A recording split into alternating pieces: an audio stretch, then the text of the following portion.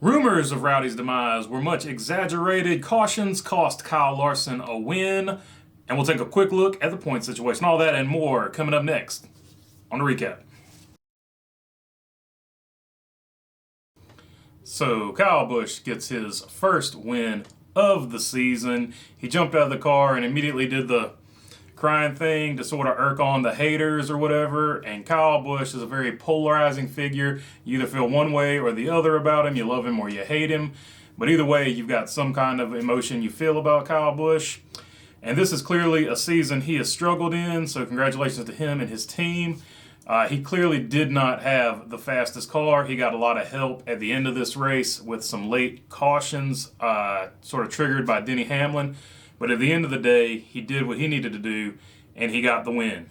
So that being said, with the cards falling one way for one guy, the cards fell the exact opposite way for another guy. Once again, Kyle Larson leads a good portion of this race, wins the second stage, and finished second in the first stage, but does not win the race. And it was very similar to Talladega when Matt DiBenedetto chose the high line, and the high line got disrupted on the last restart in this series of cautions, which is what caused him to lose this race.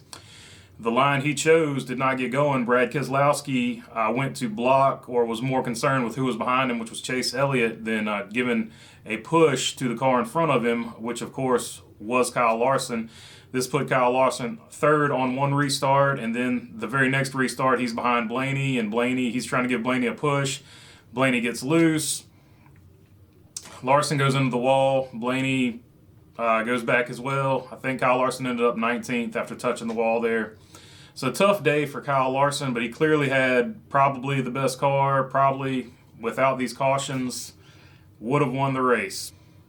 And speaking of those cautions were, that series of cautions at least, were set into motion by Denny Hamlin, who was in front of Kyle Larson and lost control of his car trying to hold Larson behind him. He got into the wall and touched the wall again. This sort of ruined another really great run for Denny Hamlin.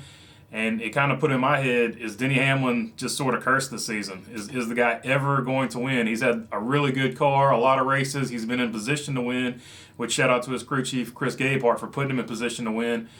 But just for whatever reason, this guy cannot seem to get a win. And it's pretty amazing to have a guy with a points lead this big. Like if this was the old Winston Cup point system, this guy would have a massive lead right now. But he cannot get a win, and it's really just kind of crazy that he's been this good. He's been heads and shoulders above everybody else as far as consistency and getting good finishes, but the guy can't get a win, and it's pretty crazy. And the other thing of note is that this makes the 9th different winner this season, which means there's only 7 spots available for people to point their way into the playoffs. So that's going to make the playoff cutoff line that much more important.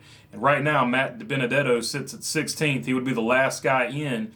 And if you followed Matt DiBenedetto this season, that's pretty amazing because he got off to a horrible start. I mean, an absolutely terrible start to the season. But he's kept persevering. He's kept his head up. He's had some really great finishes these last 4 races or so. And he has put himself back into position to be into the playoffs. And it's very important for this young man because he does not have a ride for next year. And he is looking to do as best as he can to secure him a ride in the future.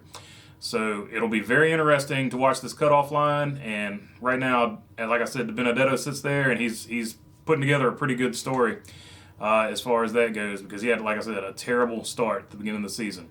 All right, that's all we got for you on the recap this week. Thanks for your time. Don't forget to subscribe. It really helps us out. And peace.